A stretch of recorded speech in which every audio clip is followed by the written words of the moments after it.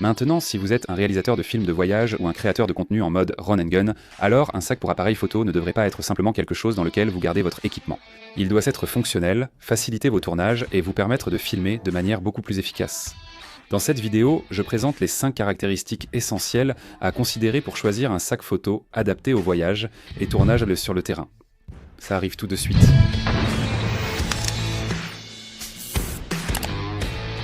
Salut à tous, c'est Steve de Learn Online Video. Et aujourd'hui, nous allons parler des sacs pour appareil photo et des caractéristiques à rechercher pour que vos tournages se déroulent beaucoup plus facilement. J'utilise le même sac photo depuis plus de 2 ans. Il m'a suivi partout dans le monde. Il a été entassé dans des compartiments à bagages, passé sur des tapis roulants, scanné et inspecté par des agents de sécurité d'aéroports intimidants. Mais il ne m'a jamais laissé tomber. Il est incroyablement bien conçu, extrêmement fonctionnel et me permet de filmer beaucoup plus efficacement. Ceci c'est le sac photo OneMo, la version 25 litres. J'ai aussi le OneMo 2, j'ai un 35L et le OneMo Lite. J'utilise l'un ou l'autre selon mon voyage et le matériel nécessaire. Pourquoi j'utilise ces sacs photo depuis si longtemps ? Parce que je change et améliore sans cesse mon matériel. En réalité, avec ces sacs photo, je n'ai pas besoin d'en changer, car ils répondent à tous mes besoins et m'aident à prendre des photos rapidement et efficacement. Alors, laissez-moi vous présenter ce que je considère comme les 5 meilleures caractéristiques de ce sac photo. Des caractéristiques que, si vous ne les avez pas dans votre propre sac photo, vous devriez sérieusement envisager de changer de modèle. En commençant par l'ouverture frontale ou arrière, j'insiste sur l'importance de ce point. Choisissez un sac à ouverture arrière, pas frontale. Avec un sac à ouverture frontale, il faut poser les sangles au sol pour l'ouvrir. Ce sera un cauchemar permanent sur les toboggans. Vos sangles deviendront mouillées, boueuses ou poussiéreuses, puis en remettant votre sac photo, vos vêtements le seront aussi. Prenez un sac photo à ouverture arrière comme celui-ci. Posé au sol, les sangles restent tombées vers le haut. Vous pouvez alors ouvrir votre sac, sortir ce dont vous avez besoin, et vos sangles restent propres et sèches, exactement comme elles l'étaient avant. Vous vous demandez peut-être que faire si quelqu'un doit prendre un objet dans votre sac photo pendant que vous le portez ? Ce sac photo règle ce souci avec des compartiments à accès rapide pour vos essentiels. Ne faites surtout pas l'erreur d'acheter un sac photo qui s'ouvre par l'avant, inutile et inefficace. Vos sangles et vêtements vont s'user, se salir et être couverts de saleté. Passons à l'organisation. Maintenant, il est vraiment important de choisir un sac avec un intérieur bien conçu qui permet un accès facile et rapide à votre équipement. Recherchez des séparateurs et compartiments personnalisables pour organiser votre appareil photo, objectif, batterie et accessoires. Vous attraperez le matériel nécessaire sans perdre de temps. Le OneMail a des séparateurs velcro bien pensés, vous permettant d'adapter l'intérieur selon votre matériel. Je garde généralement mes séparateurs au même endroit pour les tournages run and gun. Je modifie la configuration selon le matériel transporté si besoin. Ce sac photo a un compartiment pour ordinateur et tablette, ce qui m'est indispensable. Il peut facilement contenir mon MacBook 16 pouces. Pour un vidéaste de voyage, un compartiment pour ordinateur ou tablette est essentiel pour monter et revoir ses images en déplacement. D'accord, parlons de voyager en avion avec votre équipement. Personnellement, quand je prends l'avion, j'aime séparer mon matériel en biens de grande valeur. Voici le contenu de mon sac photo, puis ma valise enregistrée à roulette. Mon sac photo contient tout mon matériel essentiel, sans lequel je ne pourrais pas filmer. C'est mon appareil photo. Objectif, batterie, chargeur, carte mémoire, ordinateur portable et bagages avec matériel photo, souvent trépied ou stabilisateur.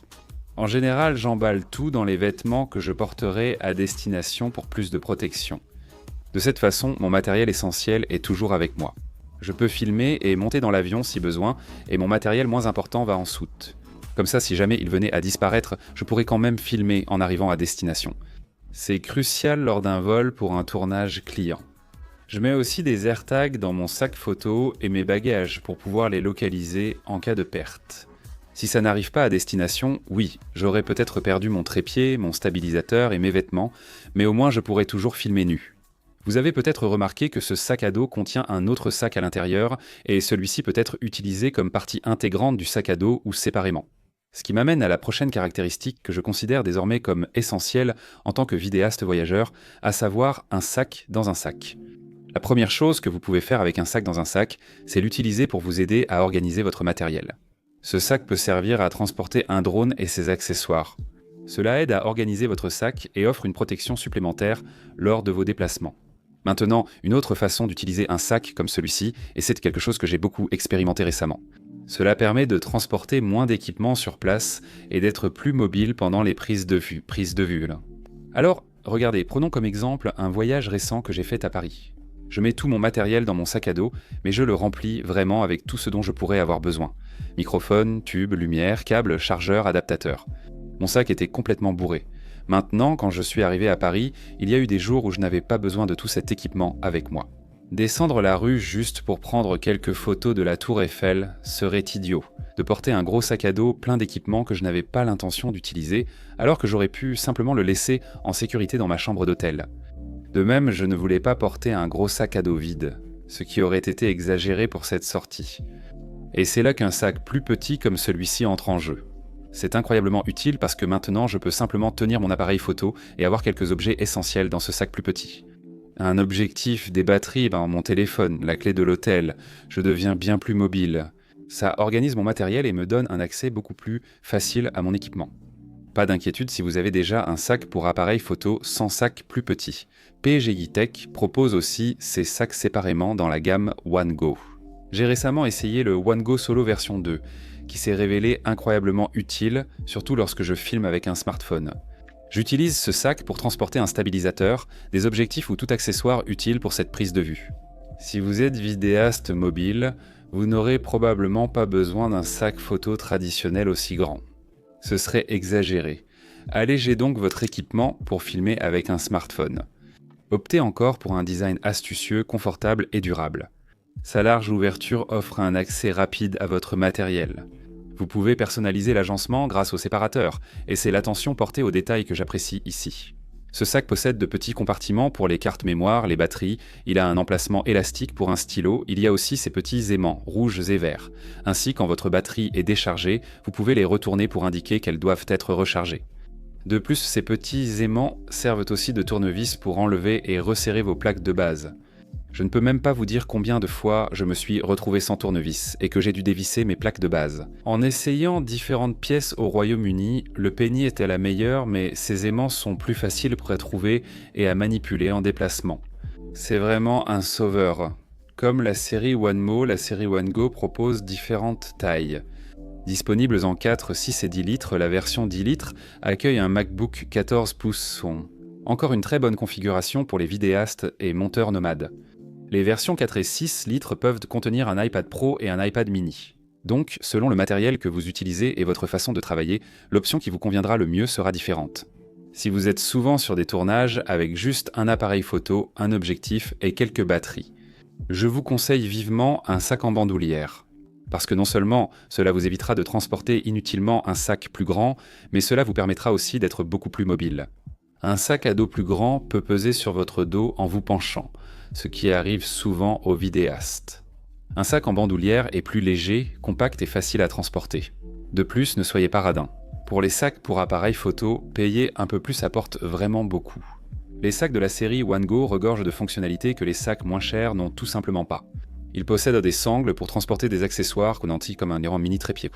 La boucle de réglage rapide permet d'ajuster facilement la sangle sans devoir tirer les sangles à travers des clips comme sur d'autres sacs. D'accord, passons à la prochaine fonctionnalité indispensable, et c'est l'extension du sac. Maintenant, c'est une fonctionnalité que je trouve particulièrement utile. Ce sac possède un compartiment avant qui s'agrandit, vous offrant 10 litres d'espace de rangement supplémentaire. J'aime garder mon stabilisateur ici. Une fois mon sac photo rempli de mes essentiels, il n'y a plus de place pour le stabilisateur. Et c'est là que la capacité du sac à s'étendre devient très utile. Et oui, bien sûr, je pourrais simplement porter mon stabilisateur. En général, surtout en voyage, je refuse de porter mon matériel à la main. Sur la plupart des tournages, j'ai un trépied. C'est un autre élément crucial de l'équipement, surtout lorsque je filme des coulisses ou des plans face caméra pour des vidéos YouTube. Ainsi, j'ai les mains libres et j'utilise souvent les sangles de mon sac à dos pour porter mon trépied lors de longues marches. Si je marche peu, je le porte. Mais pour une plus longue distance, je cherche toujours à avoir les mains libres. Sauf bien sûr si je porte mon appareil photo parce que je prends des photos en chemin. Le OneMo propose ce qu'ils appellent des options d'expansion en forme de H et en forme de V, selon la quantité de matériel supplémentaire que vous devez transporter. J'aime aussi le fait que cette expansion soit temporaire, donc quand je n'ai plus besoin d'espace supplémentaire, je peux refermer la fermeture éclair et le sac retrouve sa taille et sa forme d'origine. C'est un peu comme avoir deux sacs en un, donc vous en avez vraiment pour votre argent. Si vous travaillez souvent sur des tournages avec beaucoup de matériel et cherchez à investir dans un sac qui s'agrandit, permettant de voyager les mains libres. Maintenant, la prochaine caractéristique cruciale qui peut sembler évidente, mais que je vais expliquer, est le confort de portage. Veuillez toujours vous assurer de choisir un sac qui est confortable à porter. Surtout si vous êtes quelqu'un qui photographie dans des environnements urbains animés, parce que vous ne voulez jamais vraiment poser votre sac ou le laisser sans surveillance. Lors d'une récente séance photo à Londres, j'ai eu mon sac photo sur le dos tout le temps. Donc en plus d'être fonctionnel, il est vraiment important que votre sac soit confortable à porter pendant de longues périodes. Optez pour un sac aux options de portage réglables et confortable avec bretelles rembourrées et panneau dorsal.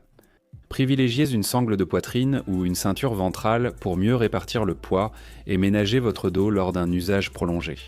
Ceci est particulièrement important dans les situations où vous devez courir avec votre arme, car vous pouvez être amené à vous déplacer plus fréquemment. Après une bonne vingtaine d'années en tant que vidéaste, à trimballer du matériel lourd avec moi, ça a clairement eu un impact sur mon dos. Je regrette de ne pas avoir investi plus tôt dans un bon sac pour appareil photo. Donc, tout avantage que je peux prendre pour éviter de me blesser, je vais le prendre. Et avoir un bon sac pour appareil photo conçu pour être confortable ainsi que fonctionnel va vraiment aider pour ça. Le Wanmo dispose d'un panneau arrière performant et de larges sangles à la taille qui améliorent le confort en déplacement. Le panneau arrière a des rainures de ventilation pour une meilleure circulation de l'air par temps chaud. Mon ancien sac photo n'avait pas ça et mon dos finissait trempé, ce qui n'est jamais très élégant, surtout en filmant un événement. C'est vraiment dégoûtant. Donc pour éviter de ressembler à un rat noyé, assurez-vous de choisir un sac avec une bonne ventilation. Vérifiez que les sangles rembourrées épousent donc la forme en S de votre torse. Elles possèdent des sangles de stabilisation qui répartissent tout le poids du sac. Ces petits détails, réunis, changent grandement votre confort lors d'un tournage. Surtout si vous transportez beaucoup de matériel longtemps. Si vous descendez simplement la rue pendant quelques minutes pour prendre quelques photos, alors rien de tout cela n'est un problème. Mais si vous faites une randonnée en montagne, en portant tout votre équipement, avoir quelque chose qui soit à la fois confortable et fonctionnel est crucial. Aussi, si l'un d'entre vous prévoit un voyage dans des climats plus froids, ne faites pas l'erreur de ne pas emporter de gants avec vous. Au Royaume-Uni, il fait actuellement très froid, l'un des hivers les plus glacials jamais enregistrés. J'ai oublié mes gants lors d'un tournage récent. Mes mains étaient si froides que je ne sentais plus mon appareil photo. Et quand il fait aussi froid, ne pas porter de gants est tout simplement insensé. Donc, si vous allez dans un endroit froid, assurez-vous d'être bien préparé. PGI Tech propose une gamme de gants spécialement conçus pour les photographes et vidéastes, avec un design à 3 doigts exposés. Le rabat magnétique permet d'ajuster tous les réglages de votre appareil photo en le portant. Ce sac est incroyablement bien fabriqué, il est extrêmement résistant. Je pense que le fait que je l'utilise depuis 2 ans en dit long. C'est d'ailleurs celui que j'ai depuis le plus longtemps. Il paraît à peine utilisé. Rien n'est abîmé, rayé ou cassé.